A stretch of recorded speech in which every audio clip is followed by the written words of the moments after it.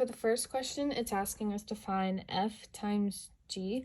So we're going to take both of the functions given and we're going to multiply them together. So when you multiply 2x squared and 2x squared, you're going to get 4x squared. And when you multiply 3x and 1x, you get 3x. And then negative 6 times negative 2 gives you positive 12. So right here is your answer. Now the second question is asking us to find f plus g. So we're gonna, instead of multiplying the functions, we're gonna add them together.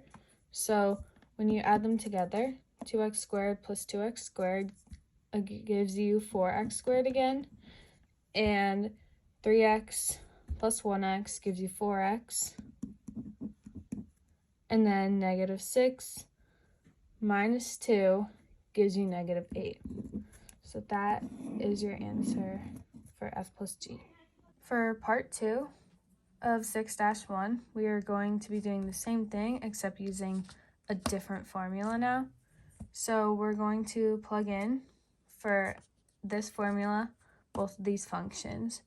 So we're going to start off with 4x squared, and you're going to add 6, and then when you do that, and that's just plugging it in for all the letters. And now this time when we do it, we're going to solve it. So 4x squared gives you 16x squared, and then it's just plus 6. So there's your answer for that. For the second question, it's pretty much the same thing, just we're doing the numbers in a different sequence. So for g, we're going to plug in the 4, and then in the parentheses, we're going to do the x squared plus 6. And that's when we're plugging in for this formula right here. And when you simplify it, it's going to give you 4x squared plus 24 by multiplying. For this question, we are going to be finding the inverse of the relation. So we're going to start with that first. And the inverse is going to be for this right here. It's going to be 2, 1. So basically you're just flipping the order which they're in. Then it's going to be 4, 2, and then 2, 7. And then this, we're stating if it's a function or if it is not a function. This one is a function because when you look, each starting number has a different number in the parentheses, but this one right here is not a function because when you look at it, there's 2 parentheses that start with the number 2, and the second number in the parentheses is not the same, so because of that, it's not a function. So we have the original is a function, but the inverse is not a function. So the next problem, we are going to be identifying the domain and range, and we are going to be setting whatever is in the square root greater than or equal to 0. So we're going to do x plus 6 is greater than or equal to 0. And then you just solve this. So minus 6 minus 6. And so that is what it gives you. So we're going to then figure out the domain and range.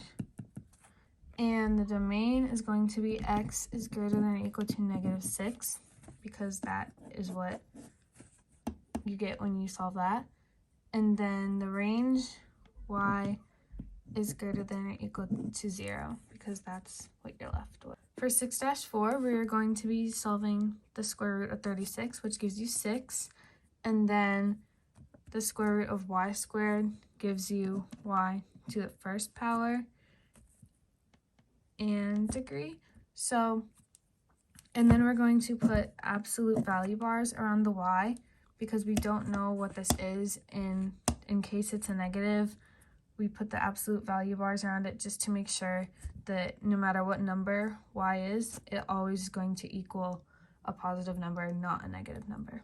For 6-5, we are going to take this, and instead of leaving the square root like that, we're going to break it off into the numerator and denominator so that each have the square root around them. And then to cancel out, we're going to multiply by the denominator. So square root of 2x over the square root of 2x. And then when you multiply those together, you're going to get the square root of 8, which is 4 times 2, x squared, because the 2 x's, over the, oh no, not the square root, just 2x, because 2 square roots cancel out.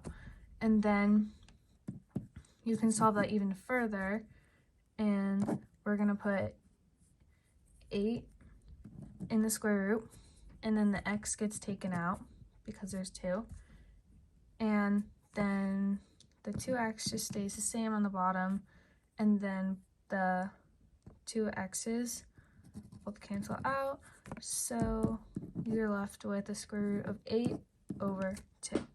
For our next problem, we are going to be multiplying these two together. So we're going to write it out. Instead of having all these numbers, we're going to write it into simplest form. So we're going to start off with the 4, and then 4 can be broken down into 2 times 2, and then at the same time 8 can be broken down into 2 times 2 times 2, and then there's an x squared and an x to the 4th, so we're going to write x 6 times, so 1, 2, and then y to the 4th, y to the 2nd, so we're going to write y 6 times as well. And then, because it's the 4th up here, we have to circle how many 4 are, so these are 4. So then that gets taken out, and we're going to write it over here. So the 2, that gets taken out. And then how many groups of 4 x's there are? There's only 1, so 1x gets taken out over here. And then same thing for the y's. The y gets taken out. And then whatever is still left in the square root, we leave it in the square root. So there's a 2, and then there's 2 x's, so 2x squared. And then there are also 2 y's left, so you're going to do y squared too. And then this is your fully simplified answer. For the final problem, we are going to start off by subtracting 4 from 8, which gives you 4. And we're going to bring down the square root of 2x plus 2. And then we're going to put that in a parenthesis and square it. And we're going to do the same to this side too to get rid of the square root. So then over here, we're going to have 2x plus 2 when you square it to cancel out the square root. And then 4 squared gives you 16. So when you subtract this 2 from both sides, it gives you 2x equals 14. And when you divide both sides by 2x, your answer is x equals 7.